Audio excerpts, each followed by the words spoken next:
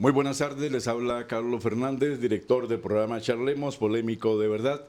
Y hoy estamos con Rafael Ángel Calderón Fournier, expresidente de la República, 1990-1994, y estamos en su residencia aquí en Pinares. Don Rafael Ángel, siempre es un gusto mostrarle a la opinión pública su figura y saber un poco de su vida, cómo van esos sueños y cómo va, como decíamos, los estertores días de nuestra existencia, ¿verdad? Muy buenas tardes. Carlos, muy buenas tardes y buenas tardes a los compatriotas que nos dan en el honor de escucharnos. Pues aquí bienvenido, felices de tenerlo por acá y de que conversemos, charlemos Exacto. tranquilamente sobre todos los temas que usted quisiera tratar. Siempre es un gusto poder sentarse con usted realmente a que platiquemos tranquilamente, a que charlemos frente a miles de costarricenses. Muy bien, gracias por recibirnos, don Rafael Ángel. Bueno, yo lo percibo a usted, lo siento, como una persona preocupada por los problemas nacionales sin solución, ¿verdad? Eh, ¿Cómo salimos de este laberinto oscuro y a veces sin salida? Bueno, no, yo creo que salidas hay y por supuesto preocupado cuando uno ve el nivel de pobreza que hoy en día tenemos, el desempleo que estamos viviendo, la rebaja de presupuesto en los programas sociales, pues nos preocupa porque creo que esto va a aumentar la pobreza y yo creo que la gran batalla que tenemos que dar todos es precisamente contra la pobreza. Bueno, se dice fácil, pero la solución habría que buscarla porque muchas veces no solamente depende de decisiones políticas, sino de palpar cuántas monedas tenemos en el bolsillo, ¿verdad? Sí, bueno, dijéramos nosotros en el gobierno, y de lo cual yo me siento orgullosísimo, logramos reducir, Carlos, la pobreza a tal nivel que fue la reducción más grande que ha tenido el país en su historia. Y dejamos los niveles de pobreza más bajos en el año 1994 y lamentablemente después de eso empezaron a subir nuevamente. Pero pudimos hacerlo, y lo cual quiere decir que es factible poder lograr esto. Y eso es precisamente lo que yo deseo, es decir, ver que se vuelva a reducir la pobreza y ojalá más de lo que logramos nosotros. Bueno, estamos hablando de 33 años atrás, ¿verdad? Con su gobierno hay condiciones muy diferentes. ¿Cuánto ha cambiado Costa Rica del 90 al 2023? Bueno, obviamente hay cambios importantes. La situación, pero hay algunas similitudes. Mire, yo también empecé un gobierno con una situación fiscal muy difícil.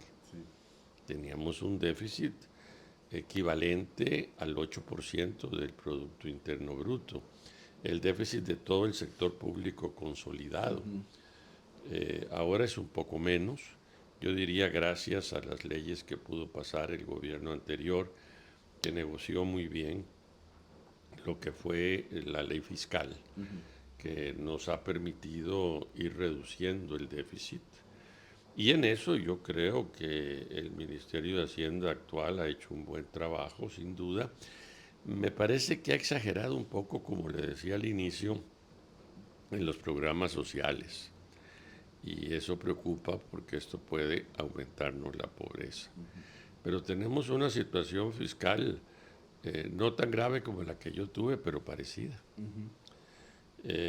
Claro, yo no tuve un desempleo tan alto como el que tiene esta administración.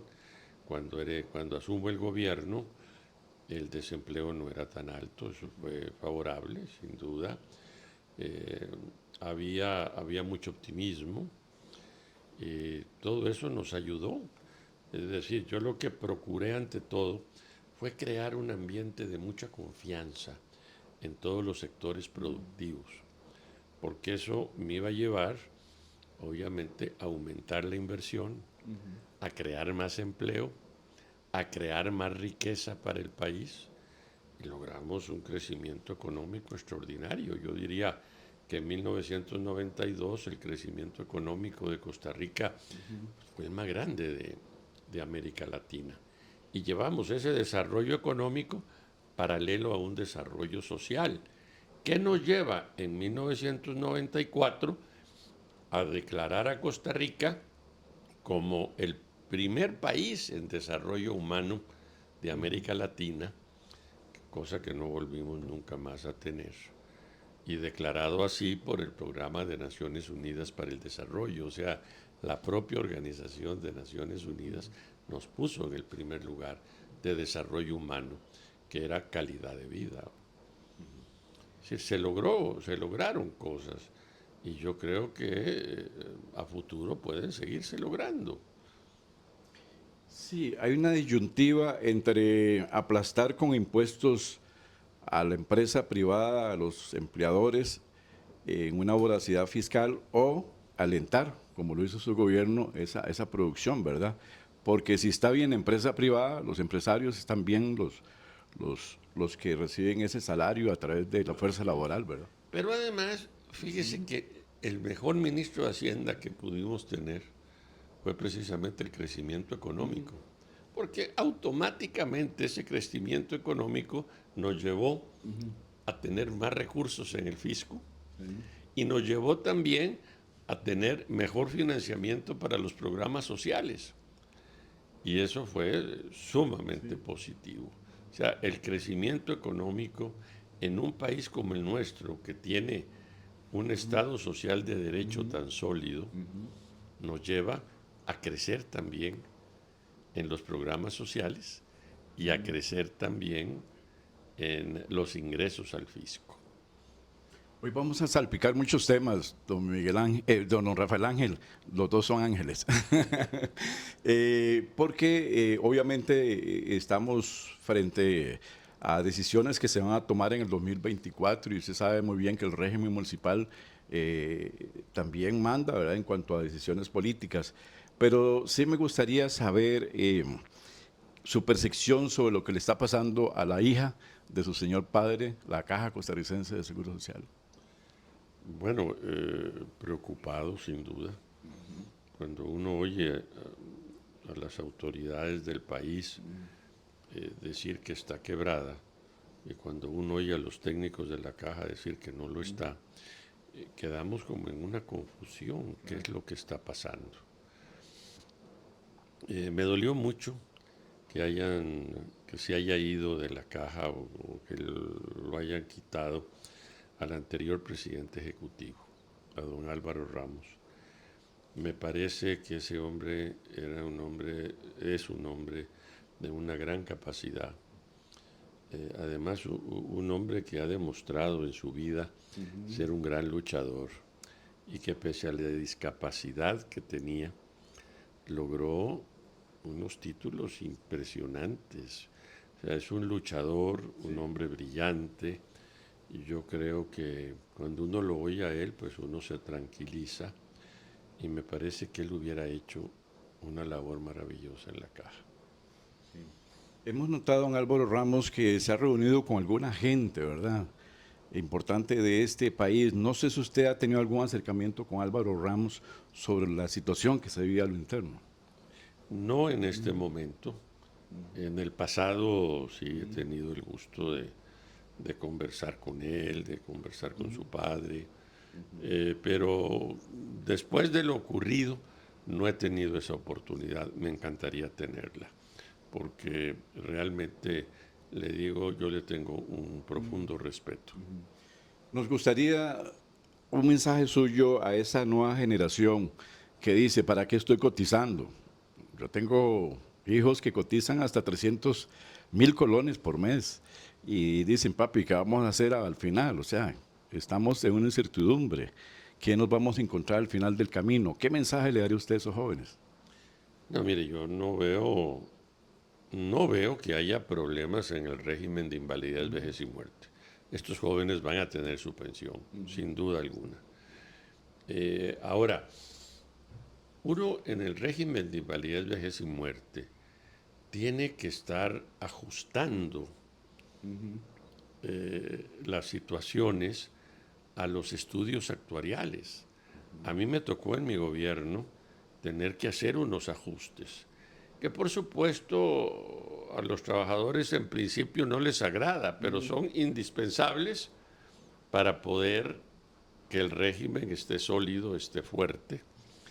Me parece que el régimen de invalidez, vejez y muerte, recordemos que la caja tiene dos regímenes totalmente diferentes. El de pensiones es el que menos problema tiene, pero hay que estarle haciendo los ajustes y hay que tener la valentía para hacerlo.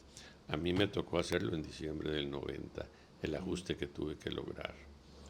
Y el otro, que es el que nos tiene más preocupados, es más bien el régimen de enfermedad. Y ahí es donde hay que analizar profundamente con gente que conozca realmente de los temas para poder enfrentar la situación que se vive. Yo creo que la institución tiene una crisis que hay que resolver y que se puede resolver. Estamos en el programa Charlemos Polémico de Verdad a través de Radio Actual.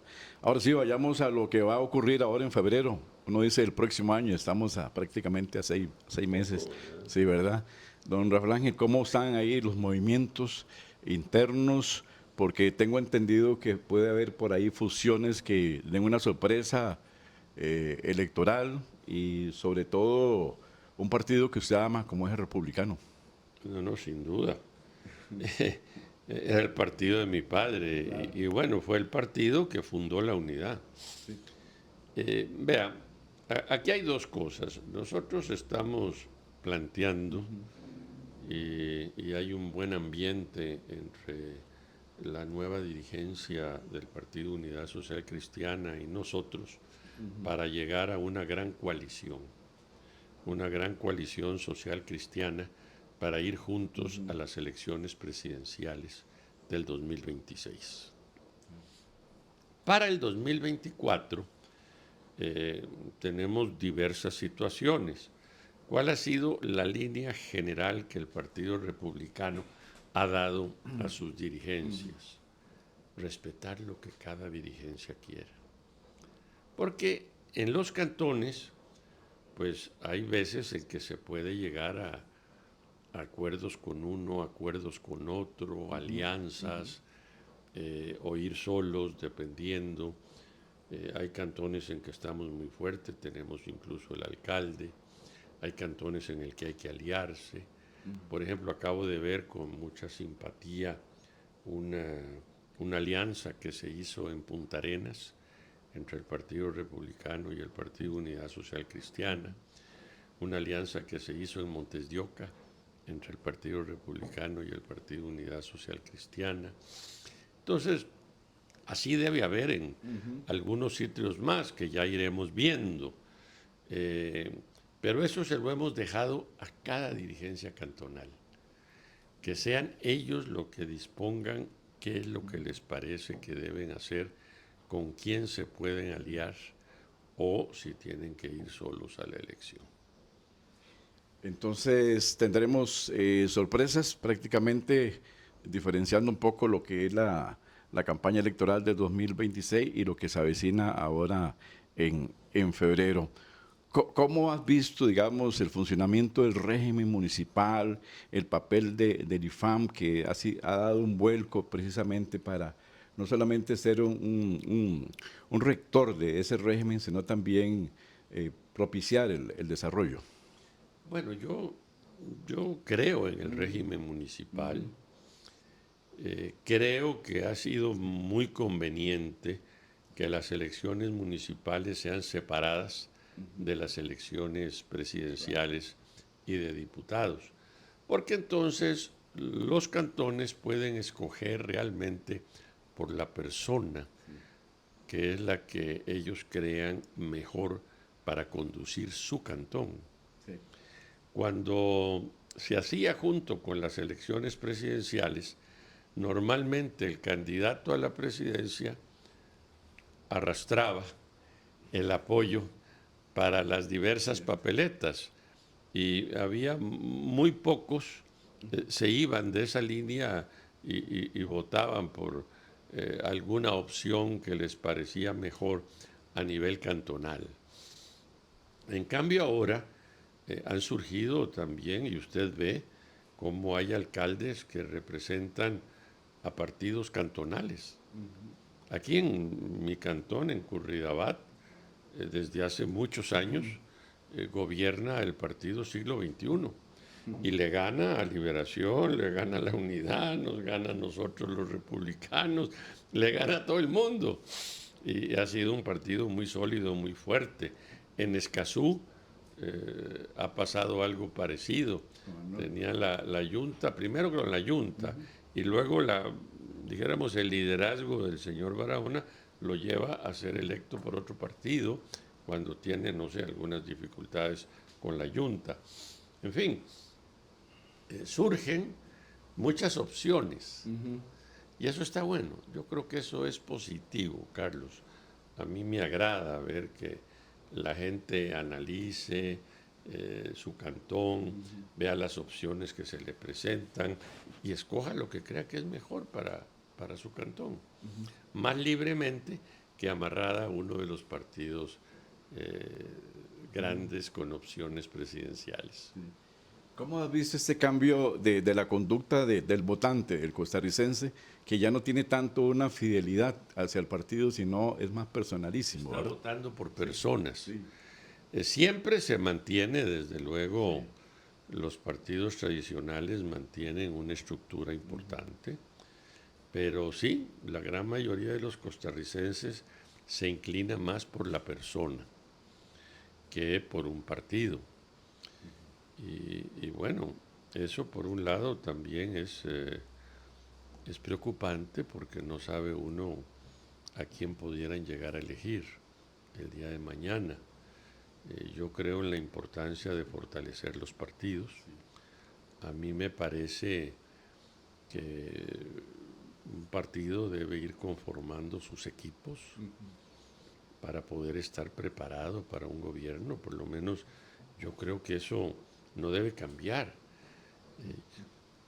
Yo recuerdo que yo empecé desde la primera campaña, la que perdí, y la segunda que volví a perder, venía armando los equipos de gobierno y con mayor razón ya para la tercera, que las opciones eran todavía más grandes.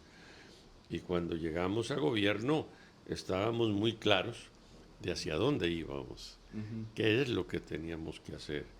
Y eso nos trajo grandes beneficios al país. Y yo creo en eso. A mí me parece que eso es importante. Ahora, ¿cómo has visto, por ejemplo, los partidos que son excluidos por el votante? Hay como una sanción ahí en las urnas. Por ejemplo, y hablamos de la Unidad, hablamos del Partido Liberación Nacional y ahora más sancionado el Partido Acción Ciudadana. ¿Cómo has visto todo este vuelco de mentalidad? Bueno, yo creo que Liberación mantuvo una votación muy importante, muy alta. La Unidad estuvo peleando el segundo lugar. Lo mismo con partidos nuevos que surgieron. Bueno, este partido Progreso Social Democrático que terminó al final ganando la elección, o el partido de don Fabricio Alvarado, que también fue fundado recientemente, Nueva República, y que estuvo a punto de llegar a la segunda ronda otra vez. En fin, hay varios movimientos, pero me parece que tanto la Unidad como Liberación siguen manteniendo una estructura importante. ¿Qué podemos reconocerle a lo largo de la historia al Partido Republicano?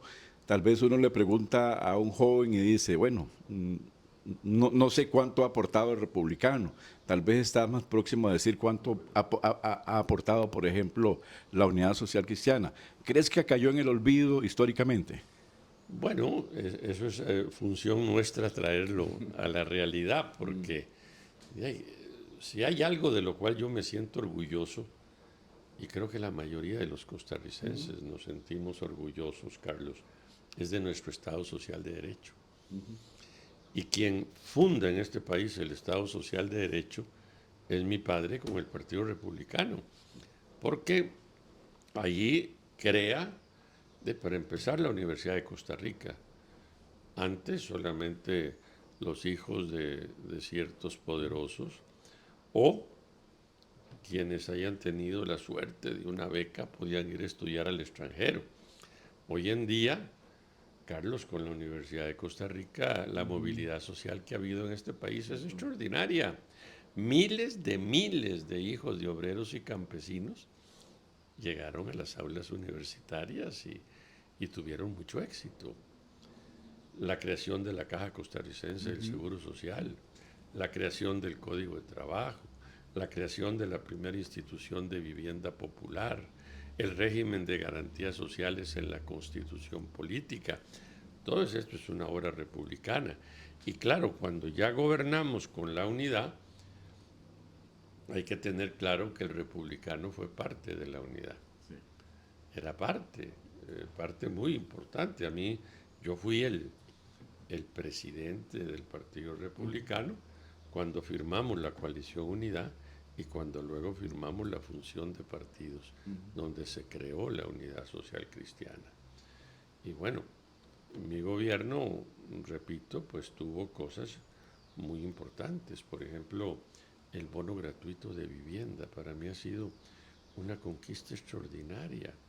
420,000 familias lo han recibido en estos 32 años. Maravilloso, ¿no?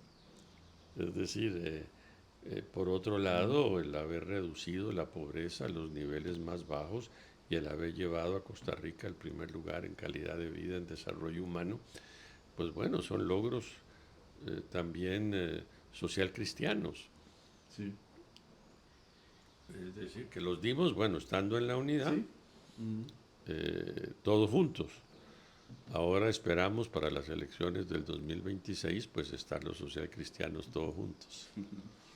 Ahora, algunos consideran que se está lesionando ese Estado de Derecho en los últimos... Estado social. Social de Derecho. Sí, el Estado Social de Derecho y se han socavado también las instituciones públicas. ¿Quedará algo que restituir de seguir este ritmo que para algunos llaman destructivo? ¿Verdad? No, yo creo que hay problemas, como yo le mencionaba, se ha reducido el monto de los programas sociales.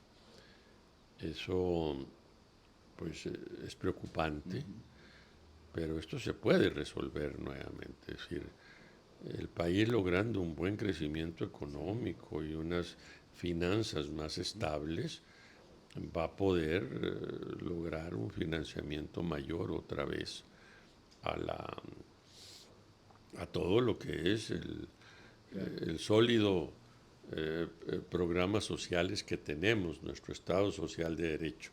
Además, recordemos que en la medida en que haya crecimiento económico, recordemos que muchas instituciones están sujetas a las contribuciones por parte de los trabajadores y de los empleadores. Sí. Y en la medida en que haya un crecimiento económico va a haber más ingresos para la Caja, para el IMAS, para el INA, para el Banco Popular. En fin, siento que es cuestión de que logremos ese crecimiento económico que en algún momento el país lo va a lograr. Todos le reconocemos a ustedes, don Rafael Ángel, esa hipersensibilidad solidaria humana que ha representado a lo largo de los años, pero también hay cosas que estamos percibiendo como muy negativas y es precisamente la brecha social, ¿verdad?, que se está dando en este país, que algunos consideran que es sinónimo también al final de mayor criminalidad. No estamos justificando, ¿verdad?, que hay que matar por comer, sino que realmente la pobreza muchas veces conduce a mayor violencia. Sin duda alguna, sin duda. Hemos visto, sin embargo, la violencia últimamente más con el sicariato, sí, que está ocurriendo, lo que también es otra preocupación, la inseguridad que vivimos. Y otra preocupación, el hecho de que haya esta mayor inseguridad. Y claro, si hay más desempleo y más pobreza, aumenta también la criminalidad común. Es decir, por eso hay que combatir esto como parte de una solución integral al problema de la pobreza. Bueno, yo no sé si ya empezaron ustedes a escribir los programas de gobierno y a redactarlos, pero eso va a ser un gran compromiso. La gente está muy preocupada por la inseguridad, tal vez más que por el desempleo, ¿verdad? ¿Cómo llegar a solucionar esto que es una gran deuda social? Bueno, no, es parte, digamos, esta desigualdad que usted señalaba, es decir, es sumamente preocupante. Eso fue otro de los logros que yo tuve en el gobierno. Se redujo la desigualdad, los niveles de desigualdad. Poco, pero se redujo al final de la administración. Y bueno, hay que volver a hacerlo. ¿Cómo?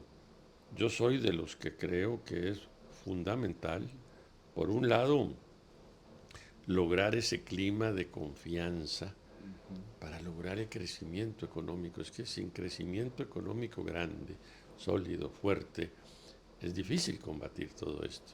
Para mí el crecimiento económico es fundamental y para eso es necesario una mayor inversión y para eso es necesario un clima de confianza. Es lo que yo creo. Por otro lado, pues vienen los programas sociales que esperemos que los jerarcas en las respectivas áreas pues sean eficaces para llevar adelante las soluciones como lo hemos llevado en el pasado. Sí. Usted puede palpar, don Rafael Ángel, lo que está ocurriendo, digamos, con algunos sectores que han sido desoídos y les está afectando. Y usted ahora lo decía, por ejemplo, el sector agropecuario, ¿verdad? Muy golpeado y que pareciera que no hay un diálogo ahí de tal manera que se escuche a ese agricultor, porque es muy fácil decir que vamos a importar todo, pero ya se está leyendo las noticias internacionales, algunos países están cerrando las exportaciones porque primero están mis dientes y luego los parientes, ¿verdad? Así es. Mire, yo al menos soy de los que creo, Carlos, que nosotros debemos de producir lo que nos comemos. Yo creo en que tengamos que producir arroz aquí y que si hay que subvencionarlo con el CNP lo hacemos, como hicimos con los frijoles. Mire, en mi gobierno nosotros iniciamos importando frijoles y terminamos exportando frijoles. Y eso me dio una gran satisfacción. Pero don Rodrigo Carazo decía que nosotros debemos producir al menos el casado. O el pinto. Bueno, es que el pinto está en el casado, ¿no? Entonces, es decir, es fundamental. El casado es fundamental para la dieta del costarricense. Produzcámoslo acá. Yo soy de los que creo eso y pusimos en práctica esto en el gobierno. Bueno, este gobierno cree diferente en cuanto al arroz se refiere y prácticamente se están arruinando los arroceros pequeños, porque los grandes se dedican a comprar y a importar y más bien luego ganan más plata, ¿no? Pero hubo cientos de arroceros pequeños que a la vez con gente daban trabajo a gente y toda esa gente quedó sin nada hoy en día. Sí.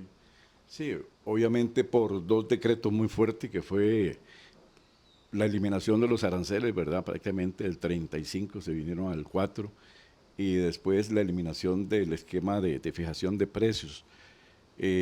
¿Cuánto ha impactado estas dos medidas en el sector? Bueno, al sector yo creo que lo liquidaron. Y, y lo peor es que no se ha visto como que al consumidor le está llegando más barato o significativamente más barato. Esperemos que no se destruya al final de la administración. Dice, y como usted dice, si el problema que tenemos es que luego en el mundo hay escasez, ¿qué vamos a hacer? Si ya no tenemos el sistema productivo aquí montado. No sé qué trato le dio usted en su momento, en su gobierno, al Consejo Nacional de la Producción, pero pasando por ahí, sí, pasando ahí por la municipalidad de San José, uno ve que la están destruyendo, están demoliendo todo, no sabemos qué va a pasar ahí. Unos dicen que van a hacer una zona de clúster ahí, ¿verdad? De grandes firmas internacionales y mundiales. Pero, ¿cómo ha visto de mayor a menor el CNP en su funcionalidad? No, mire, muy preocupado. Lo que sí yo quité fue los estancos, porque esa no era la labor del CNP. La labor, a mi juicio, era más bien el equilibrio de precios entre productor y consumidor y lograr pues darle el estímulo necesario al productor. Cuando aumentamos, por ejemplo, la producción de frijoles a un nivel extraordinario, fue que le decíamos a todos, aparte de darles la semilla, de darles asesoría, les decíamos, les garantizamos un buen precio y les compramos toda su producción. Pero usted producía tranquilo y sabía que vendía. Si había que en algún momento subvencionar, se subvencionaba. Pero usted tenía garantía de que todo el pueblo iba a tener frijoles. Lo contrario que se está dando, por ejemplo, en el arroz, de que se produce con muchas dudas y no se sabe quién es el cliente, ¿verdad? Digamos, con un riesgo muy, muy marcado de que se puede perder la cosecha porque no hay a quien venderla. O sea, la situación es acorralada en estos momentos para el sector, ¿verdad? Arrocero. Totalmente, totalmente. Y es preocupante, repito, yo sigo creyendo que nosotros debemos producir lo que nos comemos. Bueno, antes, acuérdese que nosotros teníamos que algodón, sorgo, teníamos maíz, frijoles, y todo eso ahora lo importamos realmente, ya no existe. Y el único sobreviviente de los granos básicos es precisamente el arroz, y está en veremos, ¿verdad?, para su futuro. Yo lo veo muy, muy en veremos, en producción nacional, ¿verdad? Bueno, vamos a hacer aquí un alto, don Rafael Ángel, y ya volvemos con esta entrevista de fondo. Más que todo un conversatorio con usted muy, muy ameno y los invitamos para que participen en las redes sociales y hagan sus comentarios. Estamos aquí en el programa Charlemos, polémico de verdad.